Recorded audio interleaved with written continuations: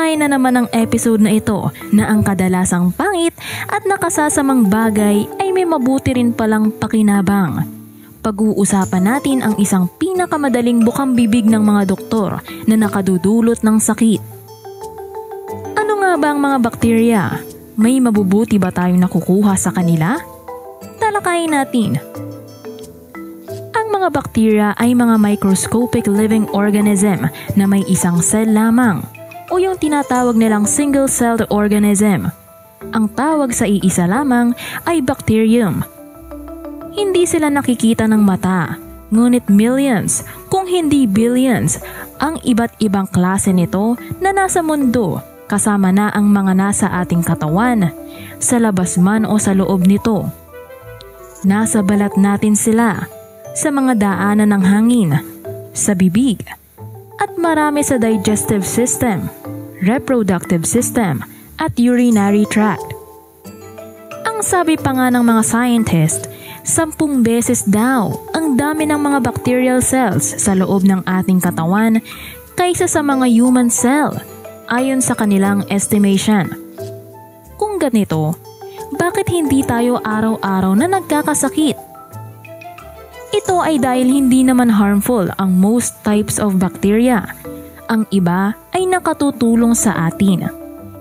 Ang mga nakatira sa ating katawan, halimbawa sa ating balat at bituka, ay yung mga helpful na bacteria na tinatawag nilang resident flora o yung ating microbiome.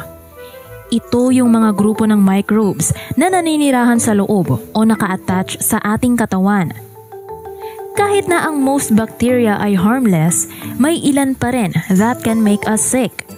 Ito yung mga pathogenic type na bacteria. Ang mga pathogens ay mga microorganisms na nakadudulot ng sakit. Nakare-reproduce sila ng mabilis at naglalabas ng poison or toxins na nagre-resulta sa infection, gaya ng streptococcus na dahilan ng strep throat, staphylococcus na nagdudulot ng staph infection, at ang common na Escherichia coli na galing sa dumi ng tao na humahantong sa E. coli infection, at marami pang iba.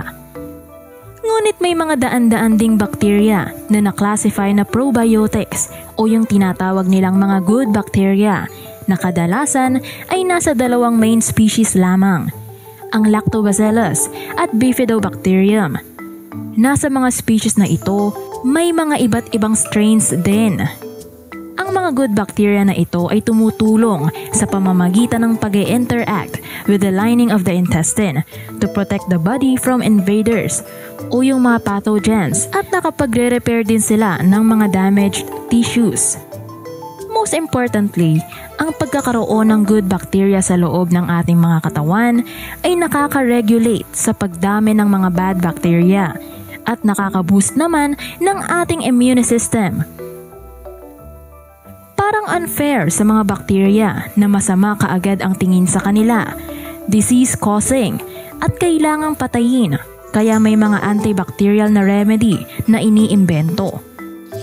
Ngunit kung lalawakan lang natin ang ating mga tingin, magsasaliksik kasama ang kaalamang pang-agham, at higit sa lahat, tumiwala sa karunungan ng dakilang may likha, mapatutunayan natin sa ating mga sarili na kahit ang pinakamasama sa ating paningin ay nilikha para sa ating ikabubuti na maaaring lingid na sa ating kaalaman.